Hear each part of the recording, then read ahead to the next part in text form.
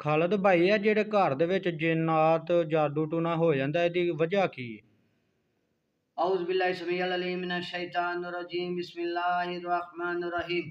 भाई होरां सवाल कीता है कि घर दे विच जन्नात दा असर ते जादू दा असर क्यों हो जांदा है। ਇਹਦੀ ਪਹਿਲੀ वजह है कि बेनमाजी होना, कुरान ना पढ़ना, अल्लाह तो दूरी करना। ए नैट बहुत गंदी चीज़ है। केबल नैट गंदे काम करना, गंदगी च रहना, बाथरूम गंदा रखना, अपने कपड़े तार के बाथरूम दे विच रख छड़ना, बर्तन जिहड़े ने उन्हां नूं साफ ना रखना। ये जनात इन्हां नूं चटदे ने और कपड़ियां 'च असर भी करदे ने। घर च बच्चियां वाल खुले छड्डदियां ने, ये भी ठीक नहीं। बच्चियां अपने कंघी वाल जिहड़े लाग सुੱਟ दिंदियां ने, ये भी ठीक नहीं। नूं तार के ये भी सुੱਟ दिंदे ने, ये भी ठीक नहीं। ये जनातां दी खुराक है। घर दे विच तस्वीर लटकाना, घर दे विच कुत्ता रखना, ये सारियां चीज़ां अल्लाह दे पैगंबर ने मना फरमाइयां ने।